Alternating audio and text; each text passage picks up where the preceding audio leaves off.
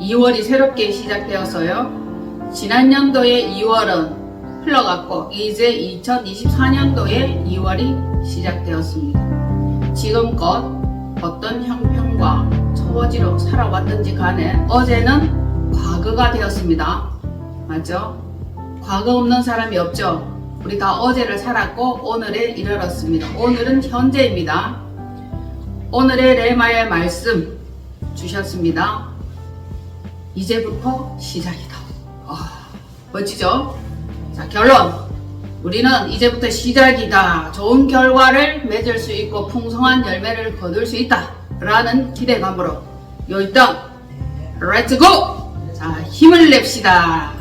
우리에게 기회가 주어졌습니다. 어떤 기회? 살아있는 만날 그리고 오늘이라는 그 기회를 우리에게 허락해 주셨습니다. 그러니 우리는 이전 것은 지나갔고 지금부터 시작이야. 이제부터 시작이야. 새롭게 할 수 있습니다. 날마다 어제와 오늘이 같고 그날과 그날이 같으면 재밌나요?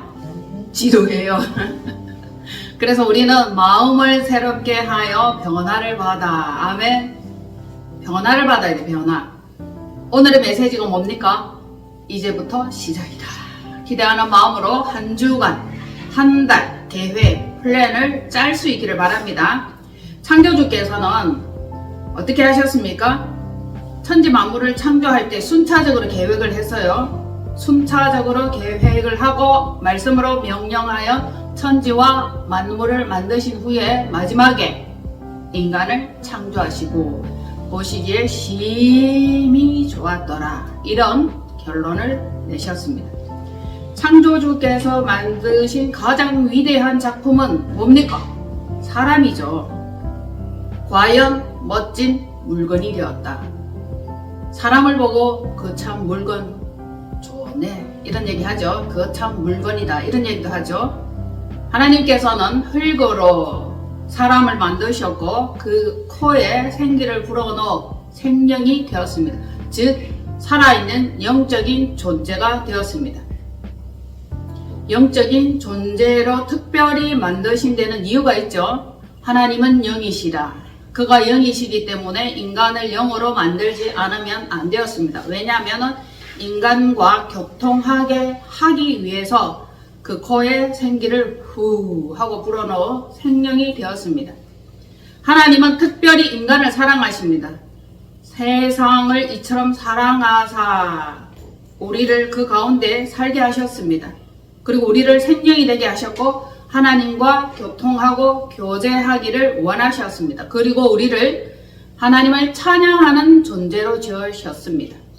새들도 찬양하고 꽃들도 찬양하고 특별히 인간이 하나님을 더 많이 찬양할 수 있는 그런 존재로 지으셨어요. 우리를 어떻게 지으셨습니까? 만물보다 심히 아름답게 지으셨습니다. 천사보다 조금 못하게. 그러나 어떤 피조물보다 특별하게, 아주 특별하게 지으셨습니다. 사람을 표현할 때 여러 가지 표현으로 나타나죠. 떡잎을 보고 그 나무를 안다. 사람을 어릴 때 보면은 나중에 어떤 나무가 될 것인지 그것이 드러난다라고 했던 것처럼 어떤 표현에는 풀과 같다. 풀과 같다. 한편 나무라고도 합니다. 이 나무, 저 나무, 요런 나무. 예수님도 여러 가지 나무로 표현되셨어요. 예수님을 표현할 때 참포도나무, 무화과나무, 성묘나무. 그것은 인성, 신성, 영성에 따라서 각각 나무가 달라지는 겁니다. 그리고 어떤 경우에는 열매라고도 표현을 하셨습니다. 자, 우리 인생은 어떻습니까? 그날이 풀과 같아요. 풀은 이슬이 내려지고 비가 오면 싱싱해요. 은혜를 받으면 싱싱하죠. 뙤약볕과 가뭄 가운데 있으면 또 말라 비틀어져. 우리 인생이 그렇죠. 은혜를 받으면 좋았다가 아니면 죽을 맛이었다가. 그래서 그날에 싱싱하다가 다음날에 시들어지는 이것이 인생이다. 풀에 비유하면 맞나요? 맞죠. 나무에 대해서는 새롭게 힘을 내라. 하나님께서는 나무를 돌보십니다. 힘을 실어주며 이 시간에도 우리를 응원하시는 그 은혜를 부어주고 계십니다. 그래서 풀이라고 할 때에 가장 작은 겨자씨, 지구상의 어떤 씨보다 가장 작은 씨가 겨자씨예요. 가장 작은 겨자씨로 시작하였다가 풀이 되었다가 나무가 되었다가 새들이 와서 깃든다라고 얘기를 합니다. 그런 나무처럼 우리는 점점 자라가야 되는 거죠. 겨자씨 한 알만한 믿음만 있어도, 겨자씨와 같은 그 상태가 되어도 하나님은 자라게 하고 풀이 되었다가 나무가 되게 하고 결국은 열매를 맺는 것입니다. 자, 태어났습니다. 자랍니다. 성장합니다. 인생은 결국 자라고 성장하고 열매 맺는 거죠. 변화를 받는 것입니다. 변화 없으면은 죽음과 같은 그 캄캄함이죠. 자, 이제부터 우리는 열매 맺는 그 과정을 따라가 보기로 합니다. 사람에 대한 존재의 비유가 풀이었다가 나무였다가 열매가 된다. 열매를 거두러 오시고 열매를 찾으러 오십니다. 우리는 다 알곡이 되어야 되죠. 그러나 잠시 보이다가 사라지는 안개와 같은 존재들도 있습니다. 하나님께서 우리에게 내 일을 허락지 않으면 우리는 잠시 보이다가 사라지는 안개와 같은 그런 존재입니다. 그런데 영은 어떻습니까? 여러분들이 아시는 바와 같이 영은 영원 불변의 존재들로 결코 소멸되지 않습니다. 영은 없어지지 않아요. 몸은 낡아지나 영은 나날이 새롭게 변화를 받는다 했으니 우리 이 겉사람은 날로 후패하죠. 그런데 속에 있는 이 영의 사람은 날로 새롭다. 이것이 당연한 표현이 되는 것입니다. 자, 우리를 풀과 같다, 나무와 같다, 결국 열매다라고 할 때에 우선은 나무에 대한 이 표현을 한번 알아보기를 원합니다. 나무 하면은 여러분들이 떠오르는 것들이 있습니까? 나무. 결국 열매 맺지 않은 나무마다 찍어 불에 던진다. 그런데 열매를 잘 맺으면 하나님께서 더 깨끗하게 손질하신다. 이거예요. 자, 시편 1편 찾으세요. 나무에 대한 표현을 알아보려고 합니다. 다 찾으셨죠? 시편 1편 3절 읽어보겠습니다. 시작. 그는 시냇가에 심은 나무가 철을 따라 열매를 맺으며 그 잎사귀가 마르지 아니함 같으니 그가 하는 모든 일이 다 형통하리로다. 아멘. 이 나무는 어떤 나무입니까? 시냇가에 심은 나무죠. 그리고 철을 따라 열매 맺는 나무죠. 이파리는 어떻습니까? 푸르정정해요. 이파리가 마르지 않아요. 이파리가 마르지 않다는 것은 뿌리가 살아있다는 이유죠. 뿌리가 살아있고 줄기가 살아있을 때 이파리가 싱싱합니다. 뿌리가 썩고 뿌리가 메마르면은 이파리부터 그것이 나타납니다. 이 나무의 잎사귀가 왜 마르는가 라고 생각할 때 우리는 뿌리를 조명하면 됩니다. 물이 너무 많든지 물이 너무 적든지 근본이죠. 근본부터 해결되어야 잎사귀가 싱싱하고 푸릇푸릇하고 좋은 열매를 맺을 수 있습니다. 그래서 결론적으로 그가 하는 모든 일이 다 형통하리로다. 아멘.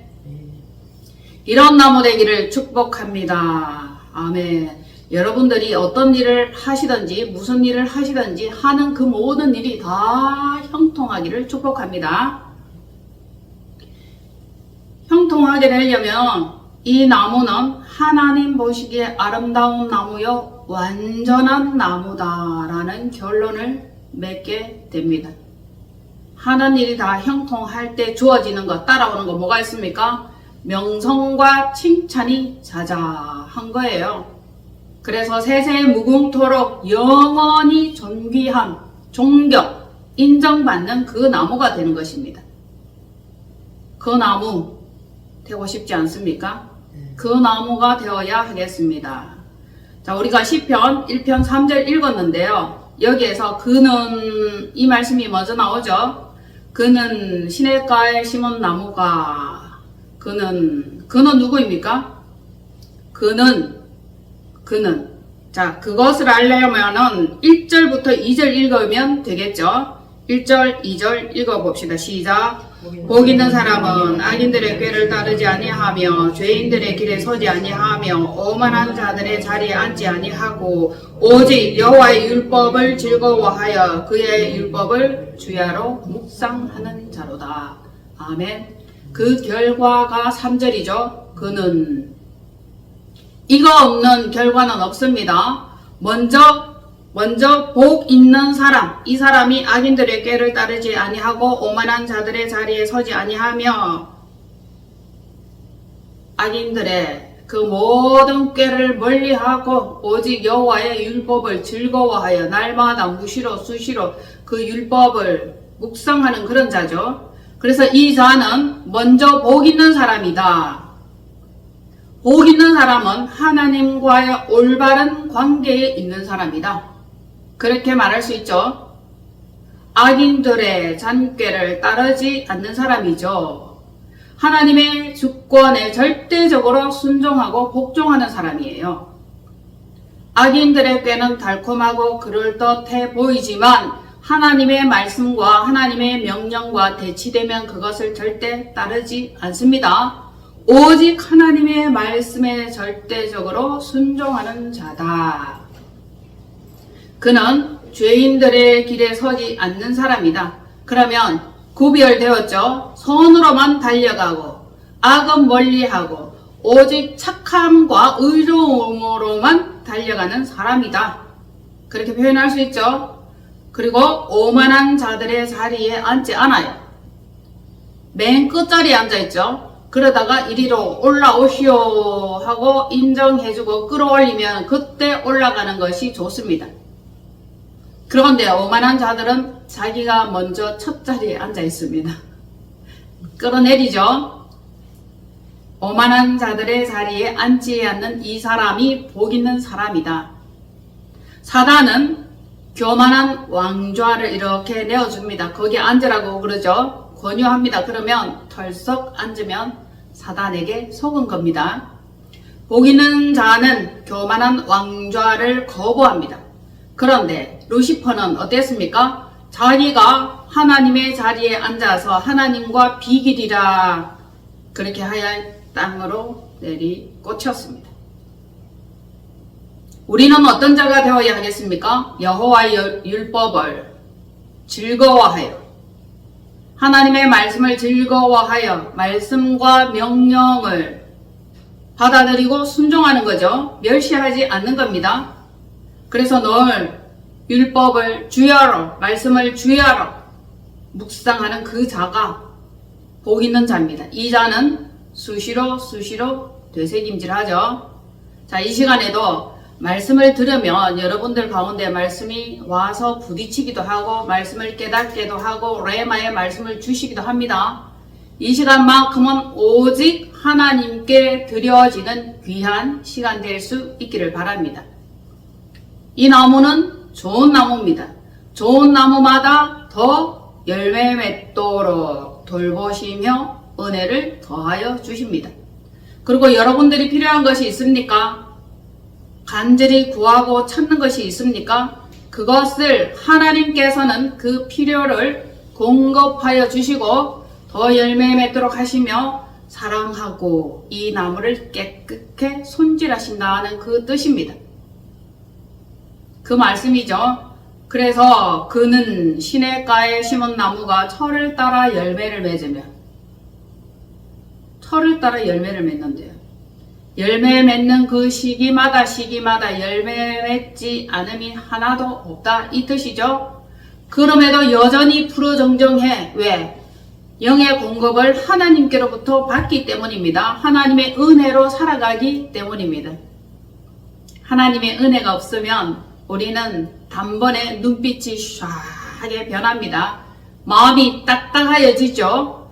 하나님의 은혜와 은총, 사랑 가운데 있으면 이 마음이 부들부들해지고 넉넉하고 나의 현실과는 상관없이 모든 것이 좋아지고 할렐루야 막 이렇게 되는 겁니다. 그래서 주와 같이 길 가는 거 즐거운 일 아닌가 혼자서 콧노래 흥얼흥얼 합니다. 그것이 은혜 가운데 있다는 증거죠. 한 권사님은 늘 콧노래를 흥얼거렸어요. 부엌에 가나 거실에 가나 방에 가나 일터에 가나 늘 은혜로 살아가고 콧노래로 흥얼흥얼 하는 한 분이 있었습니다. 그런데 어느 날 자기 입에서 하나님의 말씀이 사라지고 콧노래가 사라지고 찬양이 끊어졌더라. 알고 보니 은혜가 없어졌고 시험에 들었더라. 시험에 들면 찬양이 나오지 않습니다. 콧노래가 나오지 않습니다.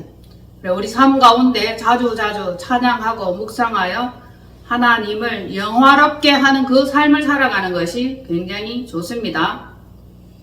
우리는 구별된 삶을 살아야 됩니다. 제 시절에 열매를 맺으면서 여호와의 율법을 즐거워하여 그 말씀을 늘 묵상합니다. 그럴 때에 하는 모든 일이 형통하게 되는 겁니다. 너무 바쁘거나 너무 분주하거나 너무 복잡하면 하나님과의 관계가 단절되고 멀어지고 떨어지게 되어 있는 겁니다. 너무 바쁘게 일하지 말라고 그래서 저는 늘 말하는 겁니다. 주일 성수, 안식일, 이날은 거룩하게 지키는 겁니다. 늘 주와 같이 동행하는 이것이 가장 큰 기쁨이요 가장 복된 일이다 라고 생각을 하면 됩니다. 아멘. 그래서 이 자리에 앉아 계시는 여러분들 너무너무 복됩니다. 너무너무 복됩니다. 늘 하나님과 동행하며 아버지의 뜻대로 살았던 한 분이 계시죠. 그분은 누굽니까? 그리스도입니다. 예수 그리스도. 주님도 위에 쭉 나열된 그 말씀과 같이 앞전에 쭉 드린 그 말씀과 같이 그런 삶을 살았습니다. 주님은 열매 맺지 못한 적이 없어요. 사역에 좋은 결과를 얻지 못한 적이 한 번도 없었습니다. 늘 아버지의 뜻대로 살았고 하나님의 법 안에 살았고 그분이 하라고 하신 그 일을 했던 겁니다.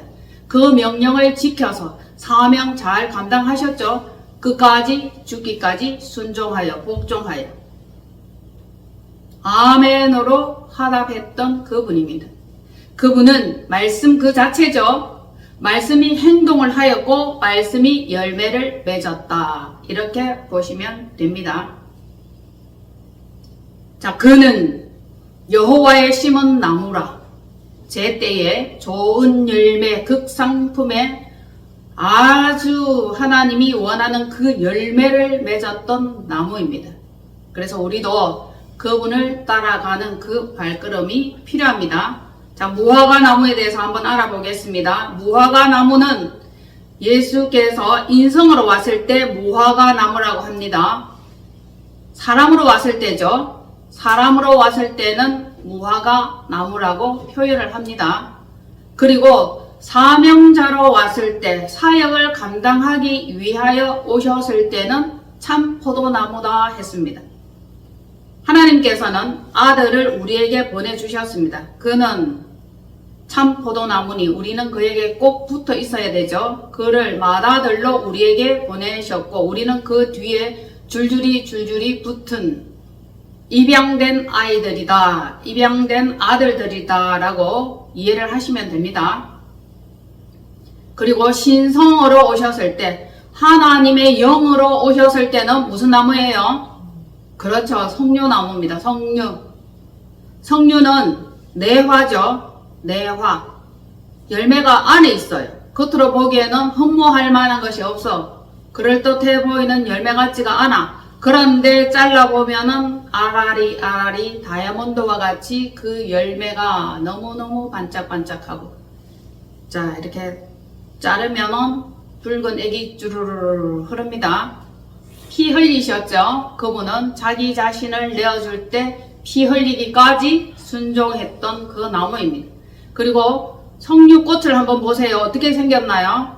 왕관과 같이 생겼습니다. 왕관. 그래서 석류를 생각할 때에 예수 그리스도의 신성이다. 이렇게 여러분들이 이해하시면 되죠.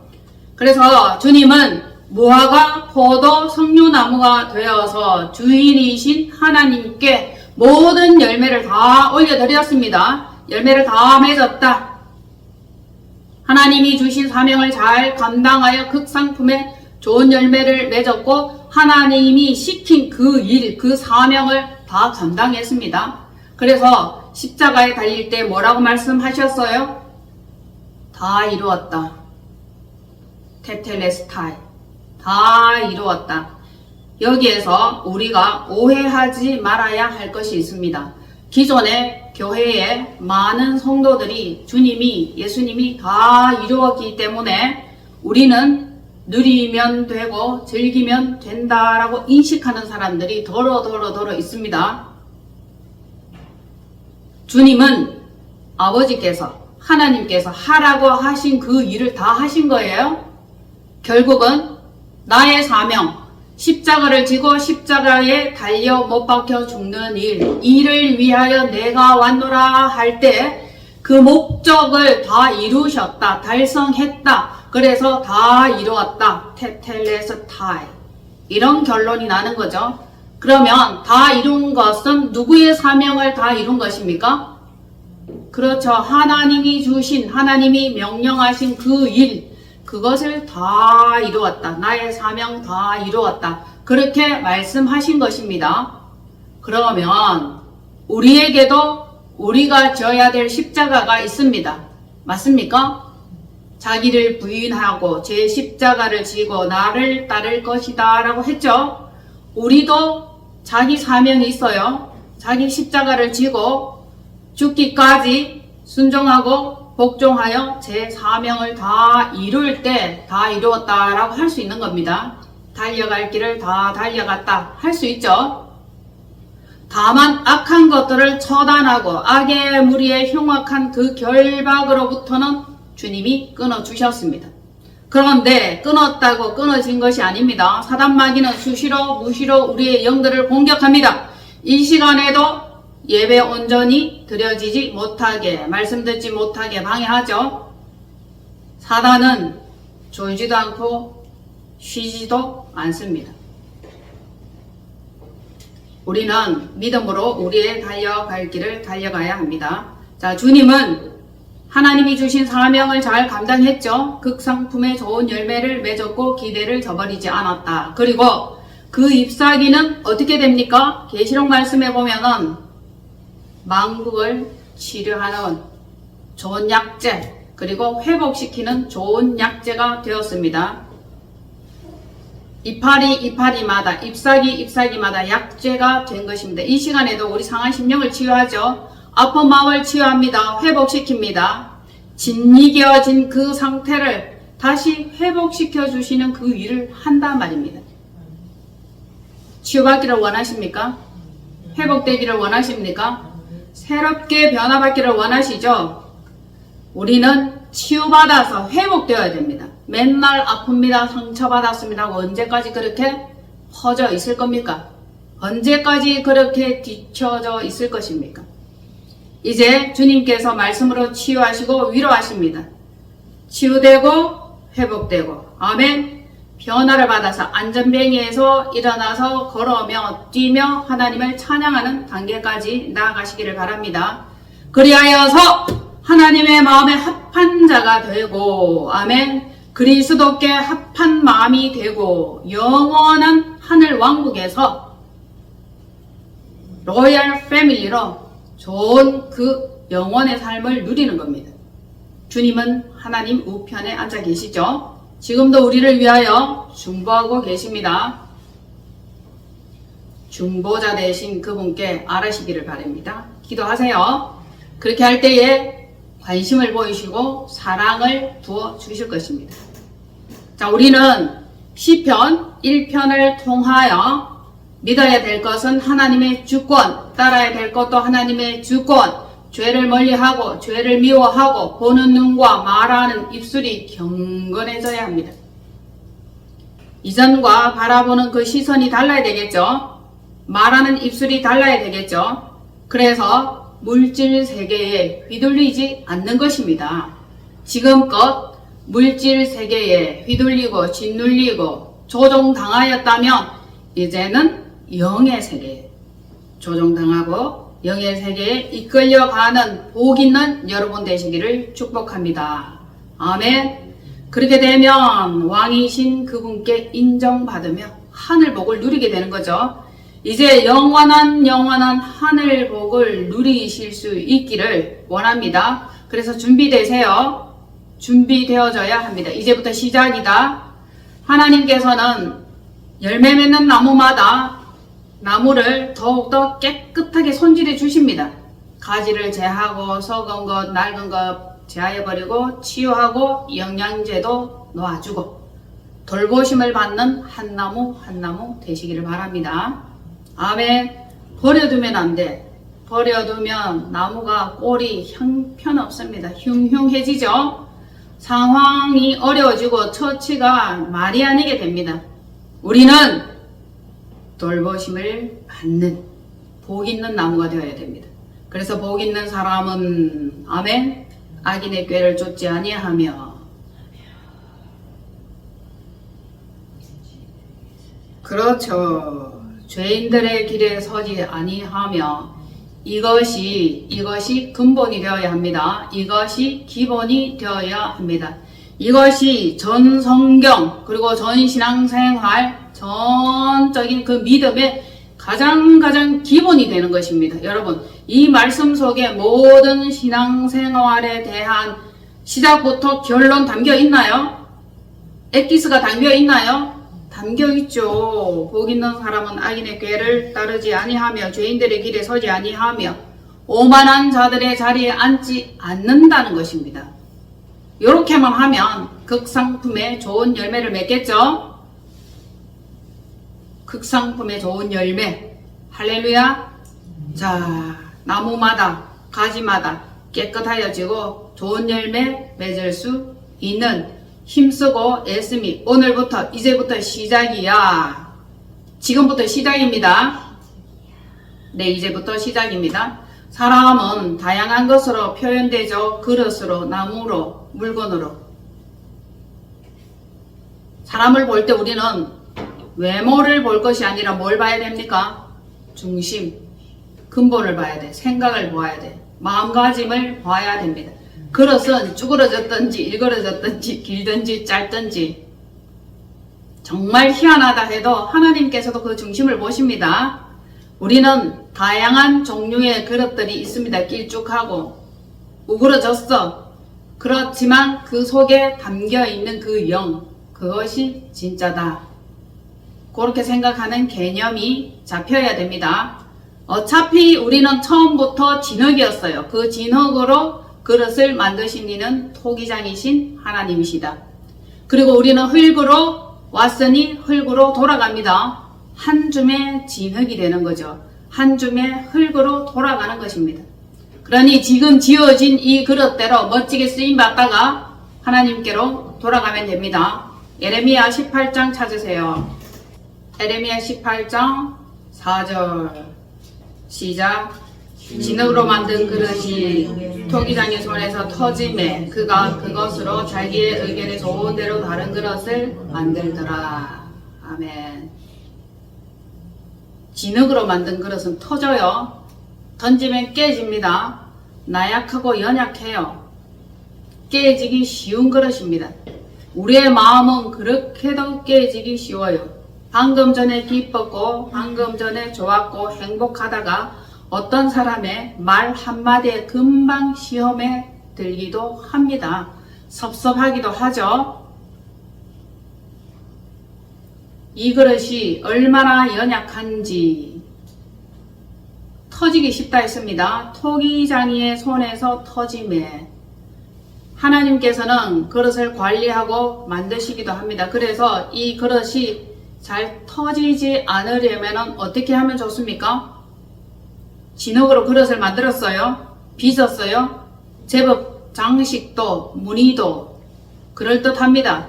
그런데 이것을 그대로 놔두면 어떻게 되죠? 그렇죠. 갈라지고 터집니다. 갈라지고 터지지 않으려면 그렇죠. 바짝 꼬야 됩니다. 얼마만큼 광도 높은 불에 구웠느냐에 따라서 덜 터지고 멋진 그릇이 됩니다. 그릇 만드는 도기공을 알아요? 언양에 있어요. 세일 도자기인데 뭐 특별한 그 이름을 거론해서는 그렇지만 세일 도기라고, 이분은 청자 만드는 기술이 있어가지고 이 특별한 재료를 많이 섞는데요. 흙에다가. 그래서 이게 유난히 반짝반짝한 것입니다. 그래서 구워요. 굽는데 10개를 넣으면 건질 수 있는 것이 그리 많지는 않답니다. 중간중간 다 터지고 그 열을 견디다 못해 우그러지고 찌그러지고. 그래서 도자기 값이 비싼 거예요. 그릇이 비싼 거예요. 뭐 접시 하나에 5만원, 커피잔 하나에 3만원, 10만원 이라면 비싸다. 우리는 그렇게 말하지만 그분들의 수고와 노고와 만든 이 공을 생각하면 너 10만원 주면 도자기 만들 수 있냐? 물어보면 우리는 없어요. 여러가지 중에서 견뎌낸 그것은 좋은 상품이 되는 거예요. 그래서 값이 비싼 거예요. 그것은 작품이에요. 도기공의 작품입니다. 기회되면 거기 한번 가시면 돼요. 정말 멋져요. 너무너무 섬세합니다. 그분은 그릇 만드는 솜씨가 얼마나 정교한지, 그릇 뒤에 국 달린 것, 칠, 그런 것들이 굉장히 섬세합니다. 저도 몇 점을 가지고 있는데 사실 좀 아끼는 그릇 중에 하나입니다. 많은 그릇이 있지만 막 구워내는 게 있고 찍어내는 그릇이 있고, 그러나 한 손 한 손 빚어서 정성으로 만들어내는 그릇도 있습니다. 진흙으로 만든 그릇이 토기장이 손에서 터졌어. 만들다가 터진 거예요. 굽기도 전에 터져버렸어. 다루기도 전에 터져버렸어. 벌써 시험대로 깨지고 갈라진 겁니다. 그러면 그것으로 자기 의견에 좋은 대로 다른 그릇을 만들더라. 우리는 얼마든지 버려질 수 있고 다른 그릇으로 대체한다는 겁니다. 그 흙등이잖아요. 만들 수 있는 거 만드시면 되는 겁니다. 하나님은 토기장이, 우리는 진흙. 이 사실 잊지 마시기를 바랍니다. 지연받은 그릇은 우리다. 아멘. 우리는 하나님의 손에 의해서 만들어진 작품들이다. 이것만이 분명한 사실이죠. 그런데 이 만들어진 그릇에 무엇을 담을 것인가? 이것은 우리의 몫이죠. 우리 심령, 우리의 마음, 우리의 영혼은 하나님께서 돌보시는 그 존재가 되었죠. 우리 속에 양심이 있습니까? 양심이 있어요. 우리는 이 그릇에 무엇을 담아야 됩니까? 깨끗한 마음을 담아야 돼요. 깨끗한 양심을 담아야 됩니다. 오직 예수 그리스도 닮아있는 순전한 마음이면 너무 좋겠죠. 그런데 이 마음의 영적 존재를 담는 종류가 있어요. 첫 번째는 뭡니까? 이 그릇이 마음 그릇이다 라고 보았을 때 여러분, 그 그릇에 무엇을 담고 싶습니까? 무엇을 담고 싶어요? 아름다움을 담아야 되겠죠. 거룩함을 담아야 되겠죠. 순전함을 담아야 됩니다. 영적인 것을 담아야 됩니다. 첫 번째는 하나님의 영을 담는 그릇입니다. 우리의 마음이 그릇이에요. 그래서 마음 그릇이다 라고 얘기를 하죠. 자, 두 번째는 사막 위의 영을 담는 사람이 있어요. 왠지 악해, 왠지 독특해, 왠지 이상해, 왠지 어두워 침침해, 왠지 악성이 가득해. 이건 사단의 영을 담은 그릇이죠. 두 번째 그릇은 그렇습니다. 자, 세 번째 그릇은 어떤 그릇입니까? 이것저것 마구 섞어 담은 그릇이에요. 선하기도 했다가 악하기도 했다가. 이럴 때 우리는 골라내고 버리는 작업이 필요합니다. 우리가 세 번째 그릇이다 라고 할 수 있습니다. 첫 번째 그릇이면 얼마나 좋겠습니까? 첫 번째 그릇은 예수 그리스도의 마음 그릇입니다. 그는 오직 하나님의 영만 담고 있었죠. 그리고 카인 같은 경우, 그리고 가룟 유다 같은 경우에는 사막의 영을 담고 있었어요. 보이지 않고 위장하고 있었고 예수님의 좋은 제자인 것처럼 따라다녔어. 가룟 유다는. 그런데 그 본질이 뭡니까? 사단의 영을 담고 있었죠. 카인도 마찬가지죠. 카인이 그 아우를 쳐 죽인 이유가 사단으로부터 온 그 영을 담고 있었기 때문에 그 결과가 난 것입니다. 즉 살인의 영 아닙니까? 죽임의 영 아닙니까? 사단은 영혼을 죽인단 말입니다. 우리의 영을 죽인단 말입니다. 계속 영을 갉아먹는단 말입니다. 중요한 것은 우리의 영이죠. 세 번째 우리의 영입니다. 선함과 악함이 동시에 담겨 있습니다. 우리가 해야 될 작업은 무엇입니까? 악한 것을 버리고 제거하고 회개하고 돌아서고. 우리 영은 각각 다른 특색들이 있죠. 디모데후서 2장 찾으세요. 디모데후서 2장 20절로 21절 찾았습니까? 디모데후서 2장 20절로 21절 시작. 큰 집에는 금그릇과 은그릇뿐 아니라 나무 그릇과 질그릇도 있어 귀하게 쓰는 것도 있고 천하게 쓰는 것도 있나니 그러므로 이런 것에서 자기를 깨끗하게 하면 귀히 쓰는 그릇이 되어 거룩하고 주인의 쓰심에 합당하며 모든 선한 일에 준비함이 되리라. 아멘. 큰 집에 있는 그릇들이에요. 큰 집은 어떤 집이에요? 부잣집입니까? 고래등 같은 기와집입니까? 큰 집은 하나님의 집이다. 아멘. 하나님의 백성들이다. 하나님의 백성들이 모여있는 집이다. 그리 생각하시면 되겠죠. 자, 큰 집에 있는 그릇들, 어떤 그릇들? 금그릇, 은그릇, 그리고 나무그릇과 질그릇. 이 중에는 천한 것도 있고 귀한 것도 있다. 정말 귀한 손님이 오면 장식장에 가서 안 쓰던 그릇, 고이 모셔놓았던 그릇, 정말 귀할 때 쓰려고 해놓았던 그 그릇들이 있죠. 그 그릇들을 사용을 하는 것입니다. 여기에서 자기를 깨끗하게 하면, 중요하죠. 깨끗하게 하면 거룩하고, 어떻게 하면 깨끗해지는 것입니까? 마음을 담는 이 그릇, 이 마음을 회개하는 겁니다. 악한 것을 제거하는 것입니다. 미움을 버리는 겁니다. 원망을 제거하는 겁니다. 그것이 깨끗하게 하는 것입니다. 자기를 깨끗하게 하면 거룩하고, 그래서 결국 귀히 쓰임을 받는다, 이렇게 말씀을 하고 계십니다. 그리고 더 중요한 것, 선한 일에 준비됩니다. 지금 여러분들은 신앙생활 하는 가운데 있습니다. 뭐 하는 시간이에요? 준비되는 시간이죠. 뭐 하는 시간입니까? 깨끗하게 하는 시간입니다. 회개하는 시간입니다. 그래서 귀히 쓰임을 받으려면 자기를 깨끗하게 하는 것, 회개하는 것, 선한 일에 쓰임받기 위해서 지금은 과정 중에 있다는 겁니다. 반면 선하게 쓰임받는 그릇도 있죠. 막 쓰는 거라, 막 내돌리는 거라, 험하게 쓰는 겁니다.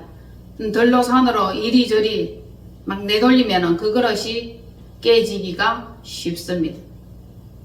하나님의 집에 있으면 고이 간직되어서 귀한 그릇이 될 것이요, 들로 산으로 세상으로 바깥으로 막 나다니다 보면 결국 깨지는 일이 많아요. 금갈 일이 많이 있습니다. 그래서 마음이 깨지고, 마음이 서럽고, 마음이 억울하고, 마음이 혼란하고, 단정치가 못합니다. 우리는 귀히 쓰임받는 그릇이 되어야 합니다. 천한 것을 누가 감당하고 싶겠습니까? 아무도 그 일을 담당하고 싶지 않습니다. 그러나 천히 쓰는 이 그릇도 쓰시기에 합당하게 쓰임을 받으면 깨끗하게 다시 손질을 해 주실 겁니다. 악한 그릇은 악한 날에 악하게 쓰임받는 그릇입니다. 막대기죠, 지팡이죠. 여러분, 막대기, 지팡이 쓰임받았어. 사람을 때렸어. 사람을 길들였어. 그런데 결국 그 막대기 어떻게 됩니까? 그렇죠. 불에 태워요. 꺾어버려요. 밟아버립니다. 그렇게는 되지 말자는 얘기입니다. 선하게, 귀하게, 고이 쓰시기에 합당한 그 그릇이 되자는 겁니다. 천하게 쓰임받은 그 그릇도 결국 어떻게 됩니까? 깨뜨려 버립니다. 토기장이가 이렇게 탁 던지면 바로 깨집니다. 우리는 쉽게 깨져요. 울고 회개하고 돌아오면 다시 고치고 손질하고 꺼져가는 흙을 끄지 아니하시며 상한 갈대를 꺾지 아니하시며 하나님의 집에 돌아오시는 것이 가장 좋은 최선의 방법입니다. 아멘. 할렐루야. 회개하시겠습니까? 기본이에요. 회개하며 정결한 마음을 선택하고 선한 마음을 선택하고 자 그리고는 말씀으로 채워야 되겠죠. 기도로 채워야 되겠죠. 자기 자신을 깨끗하게 하는 것입니다. 그러면은 어떻게 되죠? 귀하게 쓰임을 받습니다. 선한 날에 쓰시기를 위해서 특별히 아끼는 그 그릇이 되는 것입니다. 그동안에 있었던 일들 가운데 돌아보면 회개할 일이 참 많이 있습니다. 회개는 매번 해야 되고 날마다 해야 되고 순간순간 해야 됩니다. 왜냐하면 우리는 순간순간 죄를 짓습니다. 순간순간 그 기회를 모면하려고 거짓말을 하는 거예요. 그렇게 하고 있는 자신들을 보았을 것입니다. 자기 생각에 옳은 대로 자기에게 유익이 되는 대로 순식간에 순간 그때그때마다 막 거짓말을 하는 거예요. 그러면은 우리는 돌이켜야 됩니다. 아차 내가 또 속았네. 이 거짓은 어디로부터 왔습니까? 속이는요 사단으로부터 왔습니다. 사단은 떠나갈지어다. 내 속의 어둠은 떠나갈지어다. 거짓의 영은 떠나갈지어다. 여러분들이 명령하셔야 합니다. 그리고 이제 돌아왔으면 어떻게 해야 된다? 회개하여 진정한 회개는 진정한 경건은 진짜 우리 경건하고 싶잖아요. 진정으로 경건한 삶을 살려고 하면은 죄를 끊고 돌아와서 자기 손으로 열심히 일을 하는 거예요. 그전에는 게을렀어요. 악했어요. 일하지 않았어. 하나님 나라 확장을 위해서 한 일이 별로 없습니다. 그런데 내가 경건하게 살려고 합니다. 라고 결단하셨다면 손으로 열심히 일하여 고아와 과부를 돌보는 일이에요. 계속적으로 저는 회개를 하고 하나님의 뜻에 합당한 삶을 살려고 발버둥치는 가운데에 어떤 마음이 일어나느냐 하면은 고아를 돌보고 과부를 돌보고 하나님 나라 확장을 위해서 뭔가가 일을 하고 싶다는 이런 마음이 일어나는 것입니다. 이건 당연한 공식이에요. 자기 손으로 열심히 일하여 없는 자를 섬기며 가난한 자를 돌보며 구제하며 선교에 힘써야 하는 이것입니다. 그 마음이 제게 계속 일어나는 것입니다. 그러면은 그것을 위해서라도 우리는 열심히 일해야 합니다. 전에는 악행하던 자요, 전에는 비방하던 자요, 전에는 자기 욕심과 자기의 유익을 위해서 힘쓰고 애쓰던 자가 아닙니까? 그런데 이제는 달라졌고 이제는 변화받기를 시작했다는 것입니다. 그것이 중요한 거 아닙니까? 그렇게 될 때에 하나님께서 저에게 복을 주시며 일을 열어주시며 길을 터주시며 좋은 만남이 이루어진다는 것입니다. 그래서 일을 하고 힘써 일하고 구제하고 선교하고 하나님을 더 사랑하고 이전보다 더욱더 사랑하고 그의 나라와 그의 의를 구하고 먼저 해야 될 일이 그 일이죠. 그리고 하나님 나라 확장을 위해서 뭘 하면 될까? 어떻게 하면 될까? 하나님이 기뻐하실 것이 무엇인가? 어떻게 하면 기뻐하시지? 때로는 막연하였습니다. 잘 알지 못했습니다. 그러나 이제는 점점 더 알 것 같고 점점 더 선명해지는 것입니다. 어떻게 해야 되는 것인지를 배웠기 때문입니다. 가만히 두면 말씀 밖으로 나가면 신앙 밖으로 나가면 이 인간이 얼마나 이기적입니까? 몹쓸 인간이에요. 잘났다 하지만 잘난 것이 없어요. 내놓으라 하고 유수에 떨고 싶지만 결국 아무것도 자랑할 것이 없는 그런 존재였습니다.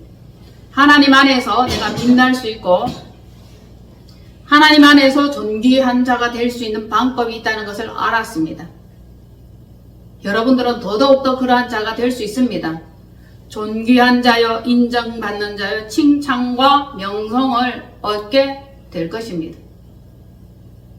혹시 거의 넘어질 뻔하였고 거의 실족할 뻔하였고 거의 파산할 뻔하였다 할지라도 다시 마음을 새롭게 하시면 됩니다. 이제부터 시작이기 때문이죠. 우리의 그릇에 무엇을 담기를 원합니까? 하나님의 영이에요. 우리의 마음에 담긴 그것으로 하나님은 우리를 판단하고 분별하실 것이기 때문입니다. 이것은 매우 중요하죠. 우리는 자유의지가 있어요. 무엇을 담든지 자유예요. 선한 마음을 담을 수도 있고 악한 마음을 담을 수도 있어요. 비방을 담을 수도 있습니다. 그런데 우리는 가장 좋은 것을 선택해야 합니다. 그것이 지혜로운 자죠. 자, 이제 중요한 것은 마음 관리, 얼마나 중요한지 정신을 차려야 합니다. 마음 관리를 하지 않으면 이 그릇을 깨뜨려 버린다는 겁니다. 관리를 잘하면 귀히 쓰임을 받게 되는 거죠. 귀히 쓰임을 받는 것을 우리는 선택합시다. 자, 수시로 올라오는 더럽고 추한 생각, 속임과 거짓의 생각은 이제 제거합니다. 버립니다. 없이 합니다. 하나님께서는 말씀하십니다. 나는 빛도 짓고 어둠도 창조하며 평안도 짓고 환란도 창조한다 하셨습니다. 하나님은 어둠도 환란도 창조합니다. 그리고 그 마음에 막 담아버립니다.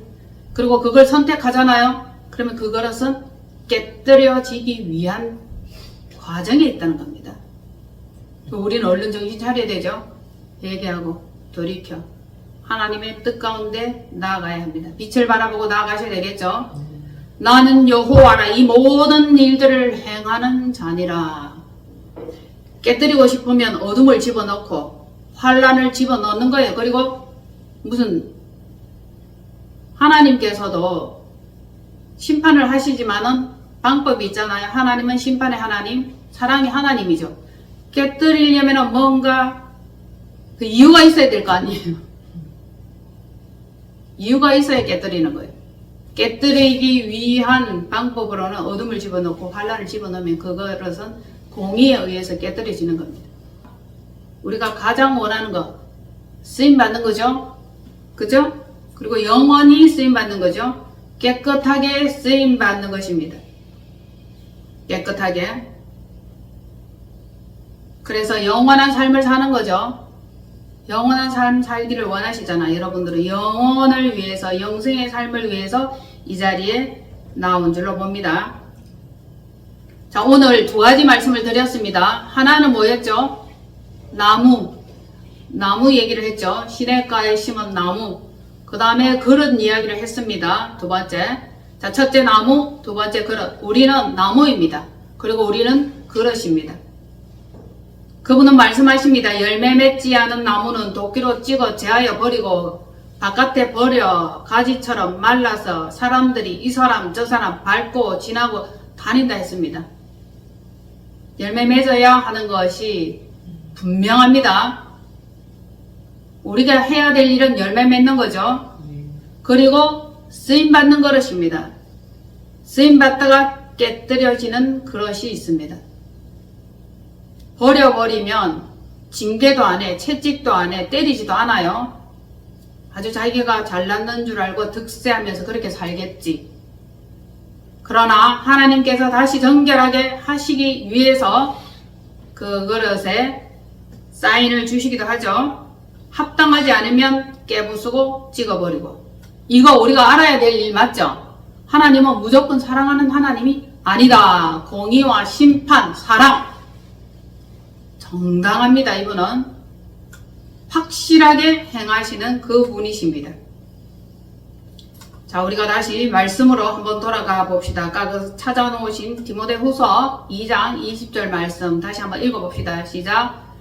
큰 집에는 금그릇과 은그릇뿐 아니라 나무그릇과 질그릇도 있어 귀하게 쓰는 것도 있고 천하게 쓰는 것도 있나니 그러므로 이런 것에서 자기를 깨끗하게 하면 귀히 쓰는 그릇이 되어 거룩하고 주인의 쓰임에 합당하며 모든 선한 일에 준비함이 되리라. 아멘. 자, 우리가요 그릇 관리를 하고 마음 관리를 하는 이 일은 궁극적으로 뭡니까? 궁극적으로 모든 선한 일에 준비함이 되리라. 아멘.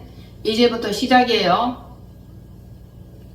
선한 일에 준비함이 되리라. 그러기 위해서는 깨끗한 그릇 돼야 되겠죠.